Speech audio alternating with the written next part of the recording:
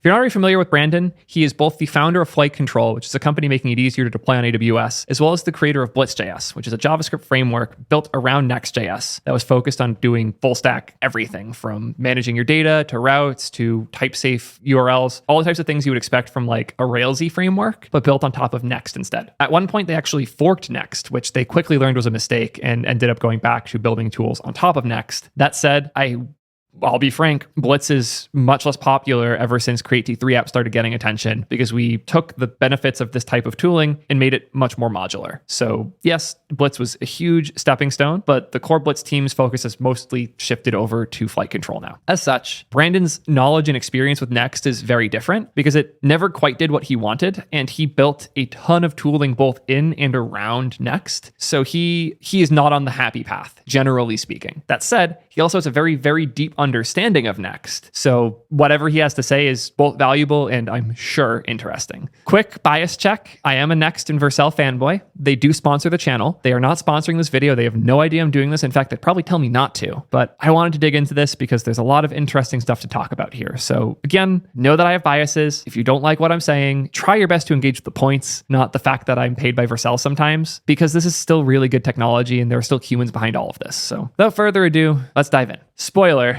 The conclusion was we'd go back and choose Remix if we could. So this is going to be a spicy one, boys. Next.js app router migration, the good, bad, and ugly. Last year, we rebuilt the FlightControl dashboard from scratch with the Next app router. The old dashboard was built with the Pages router. The old dashboard did the job, but the UI was designed by me, an engineer, and felt too much like a prototype. It was time to grow up and bring in some real design talent.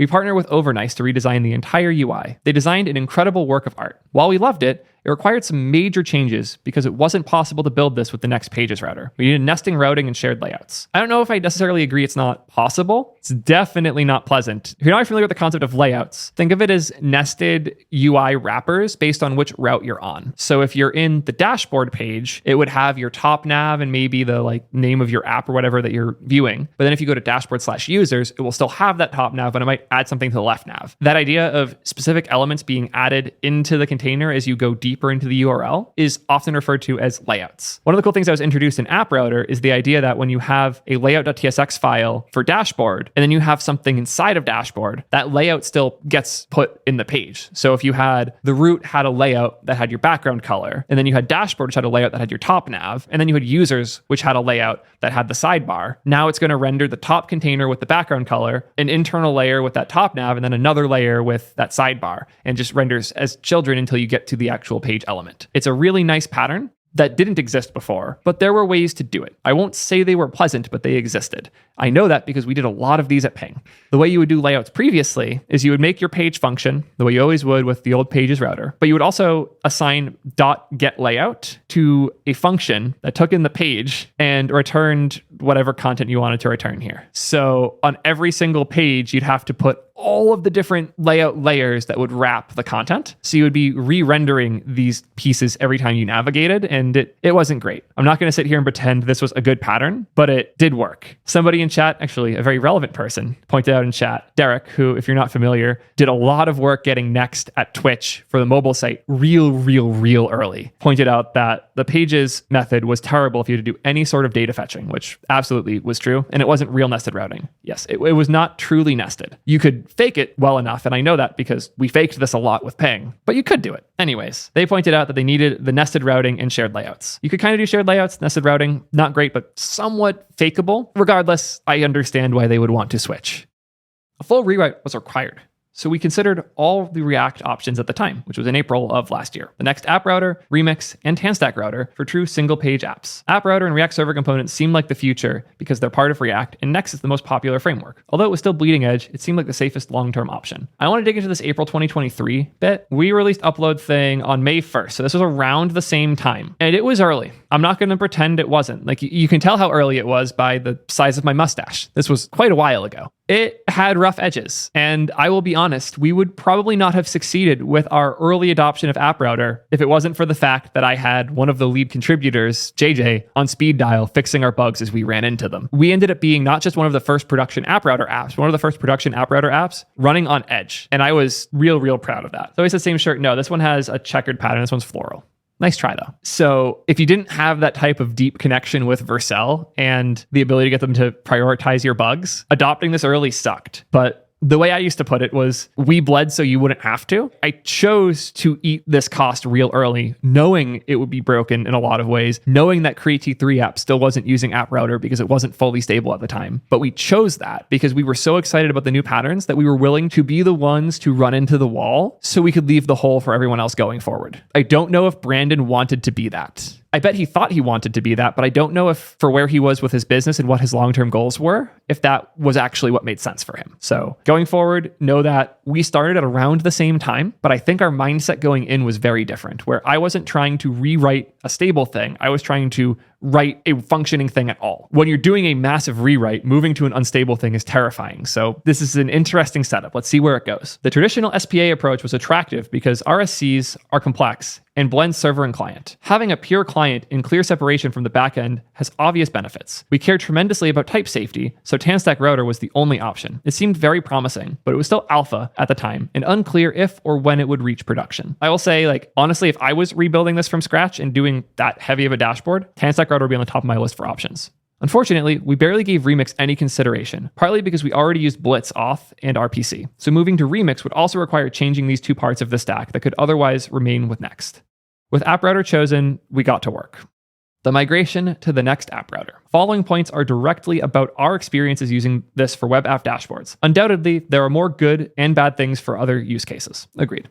Good was layouts. We needed nested layouts for our right side panel UI and navigation, like environments, environment ID, environment ID, deployments, deploy ID. We use this for upload thing as well. I'll show the upload thing code. Why not? So here is my upload thing dashboard. It has this top nav. And when I go to one of my projects like image thing test, you'll see the top nav changes to include this additional piece. And we have the side nav here. And when I go to the different options here, the side nav stays at its different states, but it's still there. So we take a look at the code for this. I have source app dashboard. I have these layout helpers that I escaped. But what we care about is initially the homepage. So you have the page. This has all the different content that's on this page. But more importantly, we have the layout. I have this helper dash layout. This is where we handle things like which groups you're a member of, which options you can select from, our theme provider, and a bunch of other pieces that are necessary for the dashboard. We also have in here, the breadcrumb component. So this component's the top nav component. If we have an app ID selected, it shows the app. And if we don't, it just doesn't. No prop app ID, then we show, or if we have the prop app ID, we show the app switcher with that app ID. Otherwise, we don't. So now we have this as that top layout layer. And now when you navigate deeper, like if we navigate to a specific app ID, we again have a page which doesn't have the side nav or anything. This is just the page contents for that root page. What we care about is the layout again. So we're still wrapping with the dash layout. We're doing that because home and app ID actually have different layouts. And I architected it like this so that we could pass different props and behaviors to the root layout versus the app ID layout. They're still using the same component, so it's not nested in that sense, but it is nested in the sense that they're sharing parts and they share a top level parent as well. We can also go one level deeper if we look at something like the files page and see that this layout has the dashboard shell helper for our root section for that page, but it doesn't include the sidebar or the top nav because those are all included by the layout above. The way to think about this is if you're in a given page, the layout for that page, you can just go up one layer at a time and see all the different layouts that are going to apply just by looking. Here's a layout. If we go up further, here's a layout. So this gets applied. Then this has a first child of this layout, which then has a first child of, if we had a layout here, that, but we don't. So it's just the page. Really nice pattern. And I see why for a dashboard like what we did here, it's very, very compelling. So let's take a look at how they built it. This was impossible to build with Pages Router, but doable with App Router. Okay, again, it was possible with Pages Router. It just sucked. Each layout persists, so navigation between sibling pages does not unmount and remount the parent layout. Again, really nice. You're only changing the components inside of the layout when you change pages rather than changing the whole page when you do it. You can't nest pages, so it was awkward to build this UI. The environment UI has to be inside the environment layout.tsx, with the environment page.tsx only containing return null. Interesting. I don't quite follow what he means here. You can't nest pages. Oh, so this has a different page nested here. This would have been useful to use the weird route hijacking stuff. I don't love it, but it could have worked here. Regardless, I see what they're saying here. So if you had a page that wasn't accessible, like environments, environment ID, if you didn't have any content on that page, you always went straight to deployment. But you wanted this layout to apply for other things here. You'd have to have a null page there for that to work, which is a weird workaround. I understand the pain there. We've talked enough about the layouts. Now we have to talk about loading states. I love the new loading stuff in Suspense, so I'm happy it made this into the good because it's really good stuff. When navigating to a new page with React Suspense, you can show a loading spinner to the old UI or the new UI, depending on the desired user experience. This is a React feature and is now usable in Next because of the app router support. The traditional spinner on the new route is easily achieved with a suspense boundary around it. This is, again, really cool. I have a bunch of videos where I talk about the suspense stuff. You can just have a component that does async, await in it. And if it's wrapped in a suspense and it can run on the server, then you'll just have the loading spinner until the content comes down, all as part of that first request. Really, really good stuff, like groundbreaking potential performance. Check out the Jack Harrington video if you haven't. It showcases this stuff really well. The new possibility is using React.useTransition on links to show a spinner in the old UI. Once the new UI is loaded, the UI switches instantly. The benefit is that the user can continue looking at useful info while the new page loads in the background. This does have catches too. Like I'm on the upload thing dashboard now. I'm clicking this now. And I don't have any indication that the page is loading at that point. We probably should. We should almost certainly put a custom use transition handler in that view so that it shows something else while we're waiting for the next page. You don't have to, and it navigates the same way like GitHub does, but could be a nice change. Things to think about. The cool thing about the new model is you have that control. You can choose when you do or don't show these states now, which is dope. The resulting UX is nice, but the developer experience is clumsy. Yeah, if is pending start transition, use transition, routers use router, on click start transition, about, yeah. There should be better page transition handlers. I know this comes up later in the article, but the idea of having custom transitions when you route from page to page is something that is important and doesn't really exist in this new model yet. I see Ryan Carniato in chat, creator of Solid, if you're not familiar, pointing out that people always report this as a bug, but it's more an advertisement of pending patterns. Yeah, because you have control of these things now, which you didn't before. Again, keep in mind, you still need the suspense around the page for showing the spinner on that page if the user navigates directly to it, like a browser bookmark, or what I do, which is just type things in until you end up where you want to be. Still part of the good, the developer experience of initial data loading on the server. This has never been topped. I genuinely love how the new Next model handles these things. It's, to be fair, just server components, but it's so nice being able to load data directly from the server like this. Project data is from their @domain project. So this is their internal thing for fetching data about projects. And now the page just gets the data by awaiting that call. Also notice they forgot to make this an async function in this snippet. And also they're not code syntax highlighting. I won't dig too deep into those things, but this should be an async function. Regardless, nice example. You get the project data and you return the project page. And as they say here, it's proved useful mainly for the DX of initial data loading. We're using the following pattern, yada yada. And then in the client component, they used handstack query for live data updates with polling. The initial data is passed to the use query hook via the initial data option. I expected to get better initial load performance since this was so highly marketed, but in reality, I can't tell a difference between this and client-side data loading. At the end of the day, this DX might be slightly worse than just having use query do the initial data fetch on the client, because then you won't have to explicitly handle initial data. This depends on so many different things. An important piece to note here is that project data is all of the data for this page. They have a single function in this example that gets all of the data that this page needs. And I agree, in that case, the only time you're shortening is the time between the first request. So if we open up my favorite app, user requests page, and on the other side, we have full page content loaded. So in the traditional single page app model, the first thing that happens is the user makes the request, user loads HTML, user loads JS tag, because there's some JavaScript tag in this HTML. That's where the single page app part comes from. So you get that JavaScript that then generates the page content. JS renders components, and then JS fetches data from server. And now you're seeing I have to make this longer. That's why I normally do it vertical, because I need the extra space. So once the data fetch request has happened, this would be like, imagine you have React query inside a component that just got rendered by that JavaScript, and now it needs to go fetch that data. So now the JavaScript's fetching that data, server returns data, and then client re-renders with data. And this would be the end. This chart is a little misleading, almost intentionally so, because in reality, there's a couple parts here that more often than not are going to have huge gaps. Can you guess where they are? Looking at this, can you see the areas where code runs the longest? If you ask the quick guys, they're going to focus on this part, and they're going to focus way too much on this part. The harsh reality is the problem tends to be felt most here and here. These are the places that tend to be the slowest, especially if you're a user in a different region, because once you've made the request, if this is cached HTML that exists on a CDN, this might not be that slow. But if it isn't, if this is generated through something like, I don't know, a remix server that's running in a single location, this will take quite a while. So much so that the distance between these things is misleading. This part, probably going to be the part that takes the longest, because the things your server does to generate the data the client needs probably requires hitting a database, authenticating the user, formatting the data, processing the request, doing a lot of other things and if it's serverless, it might even include a cold start. So this part tends to be where things are the slowest, especially if there's a cold start, which again, if you're building on top of serverless technologies, that cold start's going to cause this to be significantly longer, sometimes even seconds. Before we go into the new model, I'm going to change the color of this quick so that we can represent these both more easily.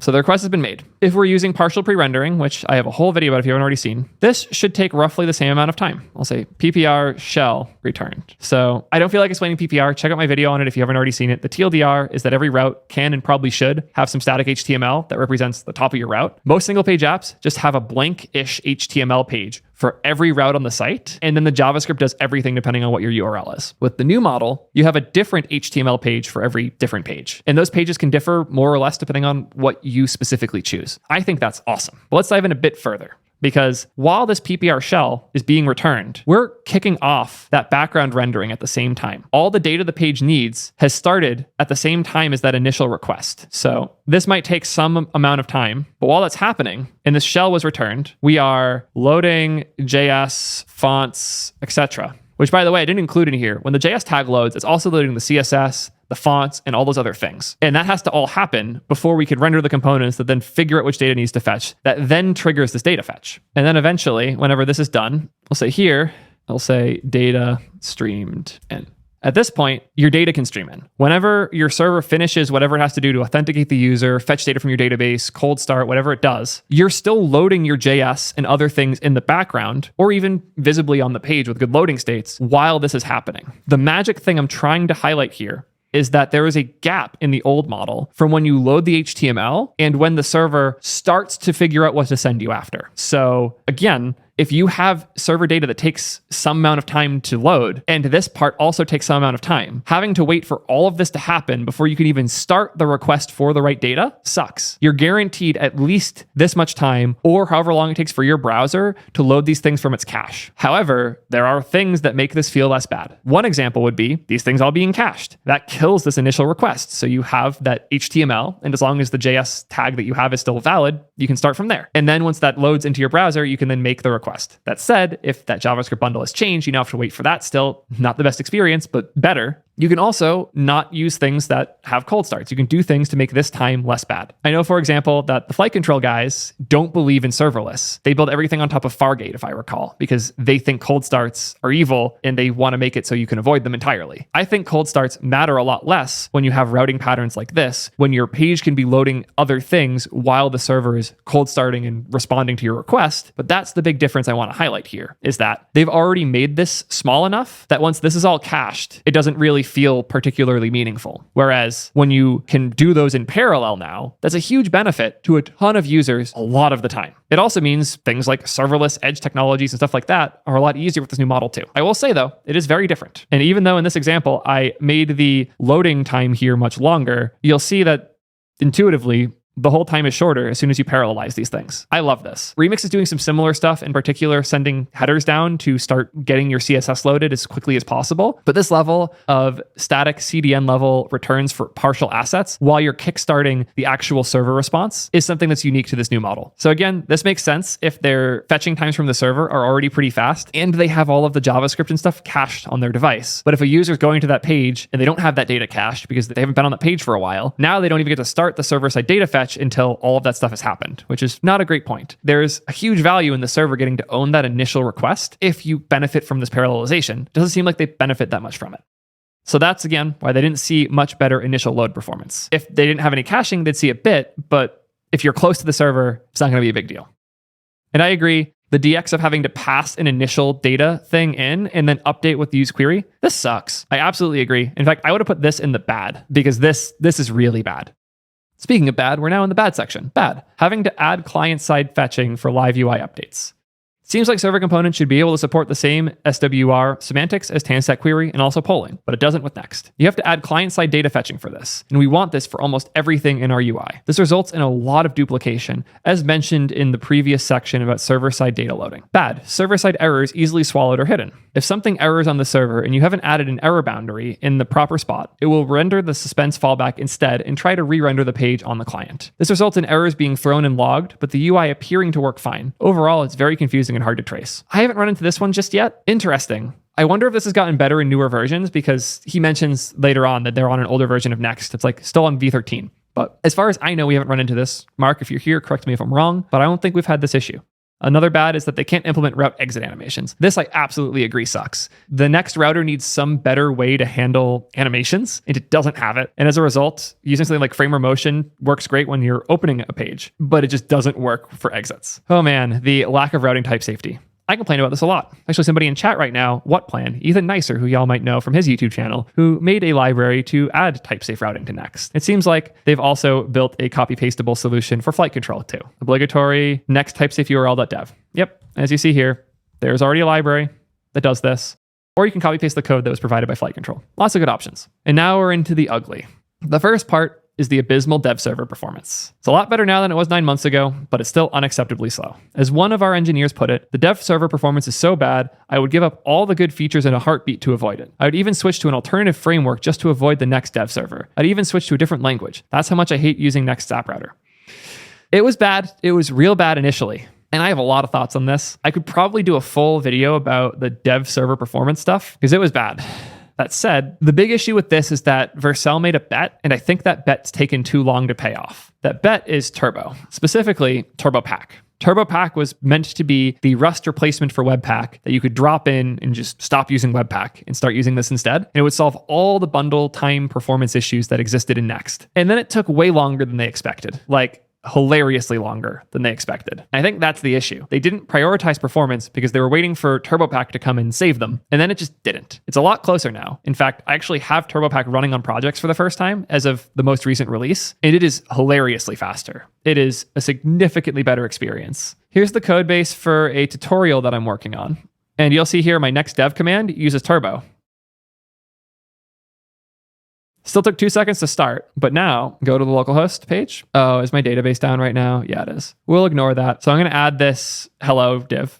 Yeah, page compiled in a second. And if I change this to something else, I will open that up here. Save. Will it load the page until I open it?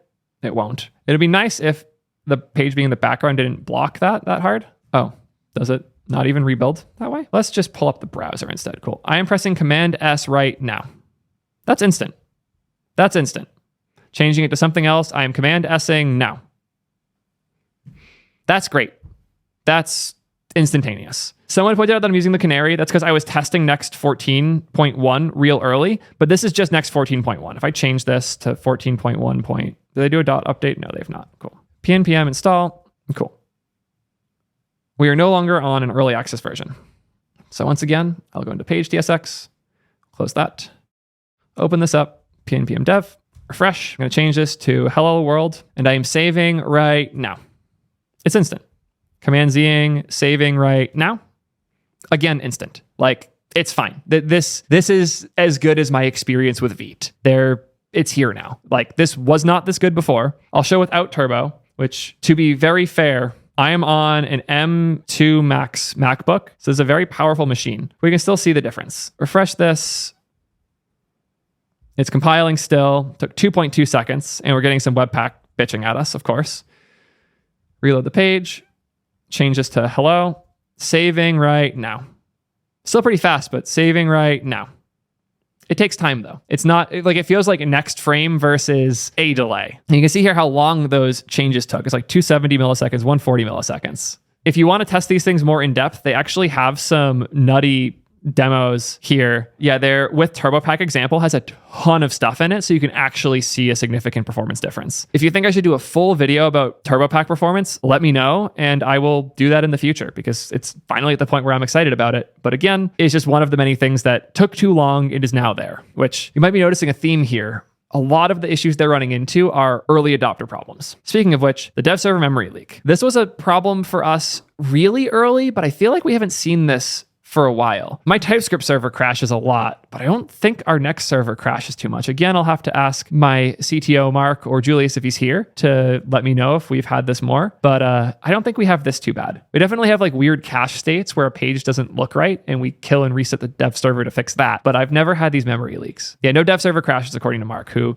spends literally 10-ish hours a day, almost every day working on this. And he leaves his Next dev server up for days at a time and doesn't have that issue. I'm not saying it's not a real issue. I'm saying that it's a limited issue. And it's also possible it's an incompatibility with some other technology they're using, or a weird implementation detail of some of their like Blitz RPC stuff or their type safe routing stuff. There's a lot of places this can come from that aren't necessarily Next's fault. It sucks that they're hard to debug and that Next probably isn't helping, but it's not as big of a deal. At least we haven't experienced it. Then the hard to trace errors. Yeah, this I will say is a problem. Many errors you encounter are super vague with no traceable call stack, leaving you to trial and error like binary search by deleting half your app at a time.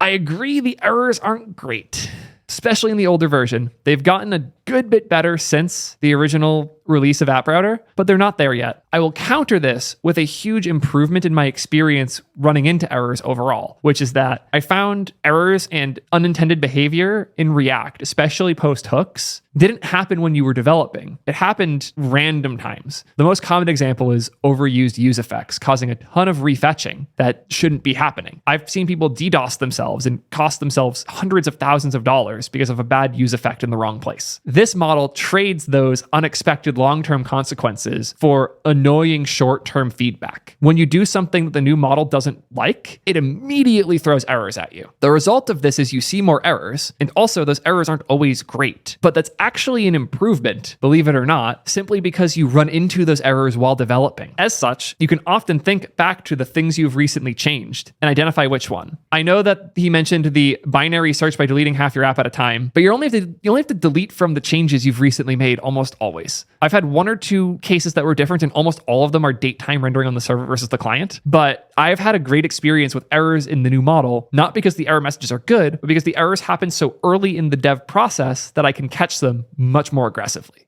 So hard to trace in the sense that if you're coming in out of nowhere with this error and you have to figure it out, that sucks. But when you're developing, you run into these much better overall. Also ugly. It was marketed as production ready way too early.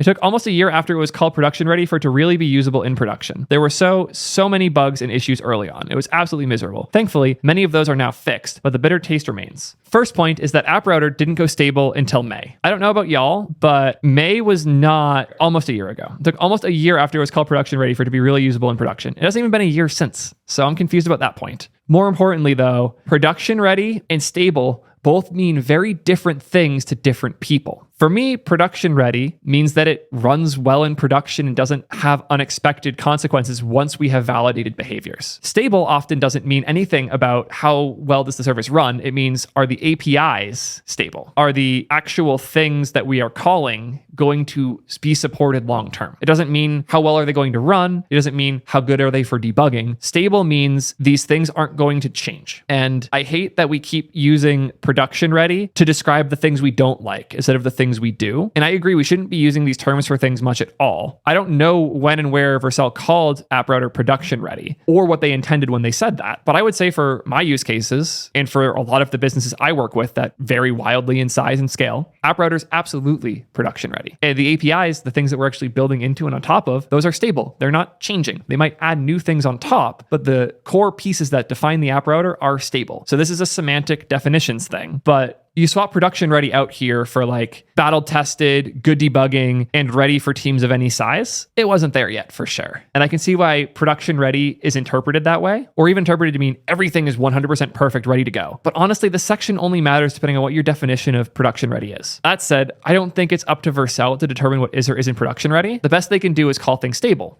which is what they have done. As far as I know from Vercel's marketing, okay, they say here, with the release of App Router 13.4, you can now start adopting App Router for production.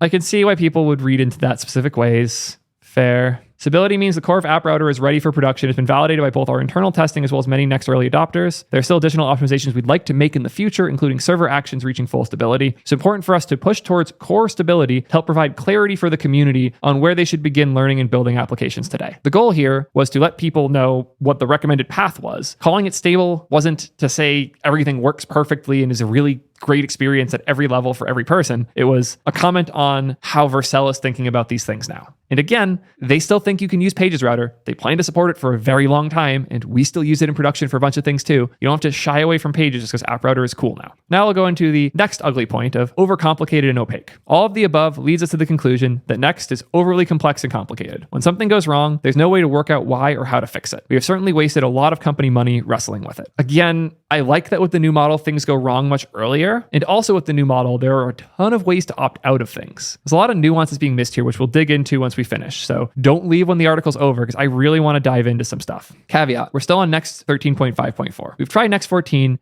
and things were breaking. So we haven't been able to prioritize this upgrade yet. Seems there was a major bundling change of 14 and many folks have had challenges upgrading. I haven't seen this much yet. If anybody has a link in chat for people struggling to upgrade to 14, I'm curious. Here's where they make the point of, we'd go back and choose Remix if we could. Aside from the much better dev performance, I think Remix has a better architecture and abstraction. For example, with Remix, the user owns the client and server entry points, but Next owns everything, preventing you from doing anything they don't explicitly allow. Unless you use NPM patches, with which we've had to... Okay, I think I found your problem. I wish that it started with this.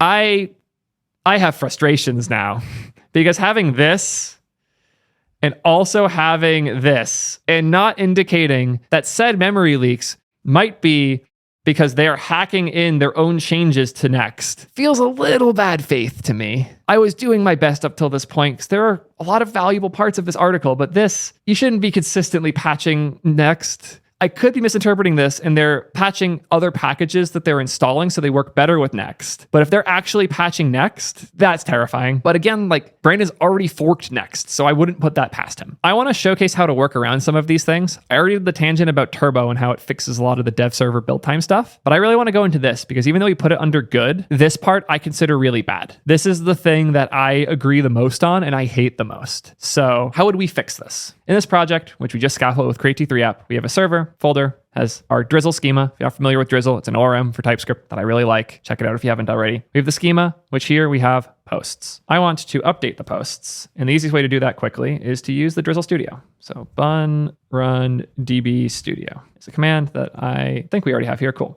Yeah. Drizzle Studio, really nice. Now we have the table.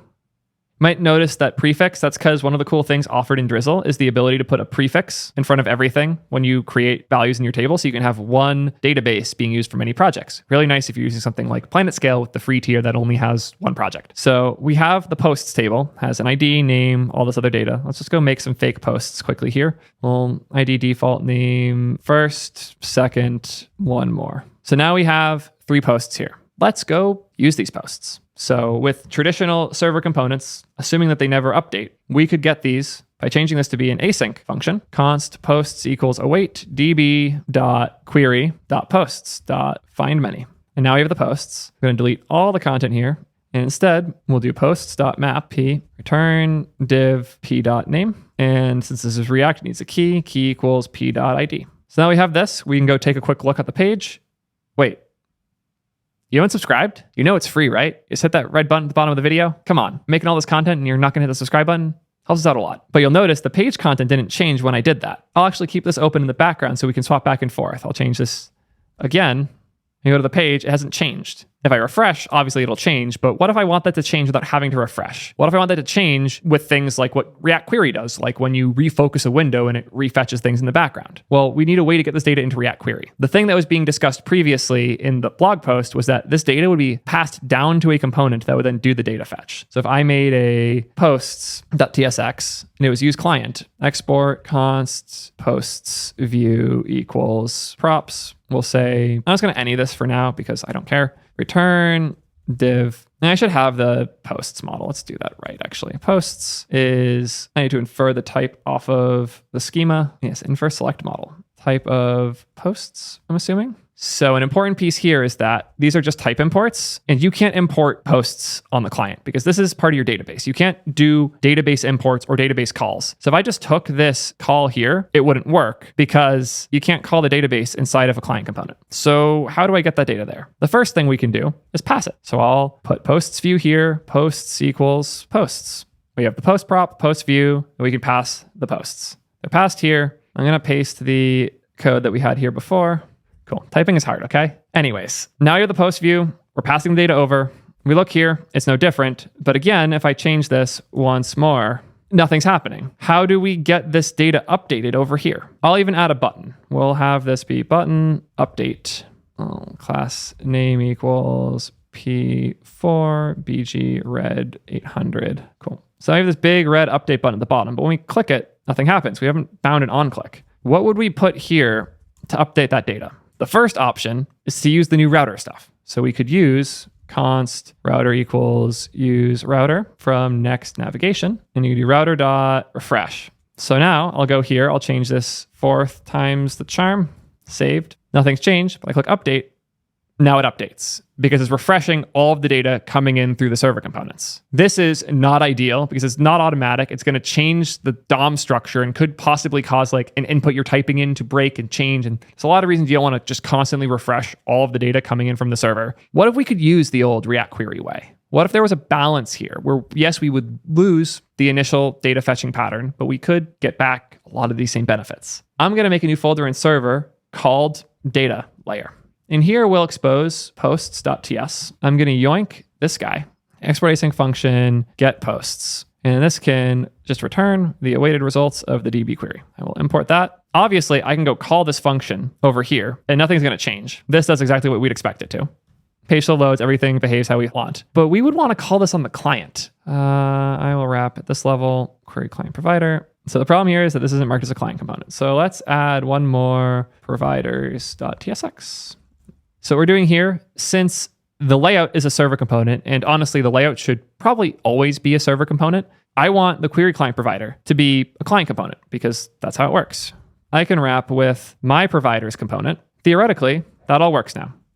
So again, the reason this is important is client components can be passed server components as children. So you can have a server component root for HTML. You can have a client component right below that basically as your root. But since the next router handles these layers for you, this just gets passed children. And in this case, the children are server components, but they could also be client components. Lets you do routing through things. Really, really powerful. So we can still have that root level set of providers that are a bunch of context providers like you would need for something like React Query. So what are we going to do with this? This is where things get interesting. We're going to hop into the posts.tsx view because we want to use this data in here. Right now, we have the router refresh solution. Let's destroy some stuff. So I'm going to I guess that's the part that we want to kill. So we're not going to use the router for this anymore. We're going to use React Query. We're going to use it to get the data too. So const data is loading equals use query. So in here, we need a query key, which will say posts. We also need a query function. This function needs to get this data. It could be sync or async, doesn't really matter. This has to be an array now.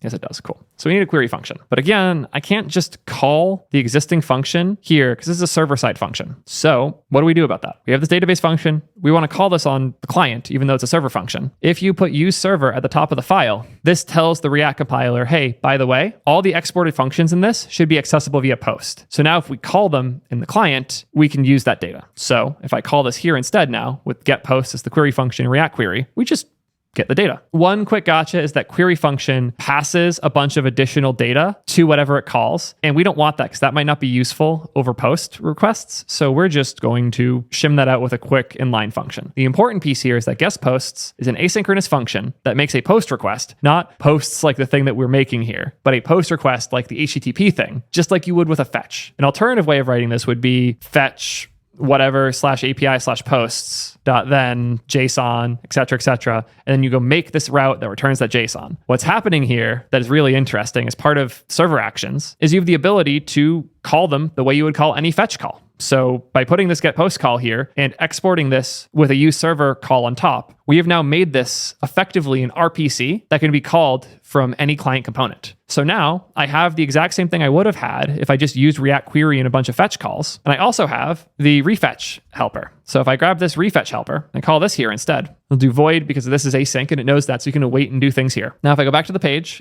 we'll see first, second, fourth times the charm, hop back in drizzle, fifth, save it, go back and wait, it already changed? This is where React Query gets interesting. If you already know this behavior about React Query, it's actually super, super handy. When you change window focus, it will by default revalidate anything you fetched with React Query. This is super handy if you have like an old page and you reopen it, you'll get fresh data as soon as you open it. There's a really good page about this in the React Query docs called Important Defaults. I used to change a lot of these, but I've since learned to love them.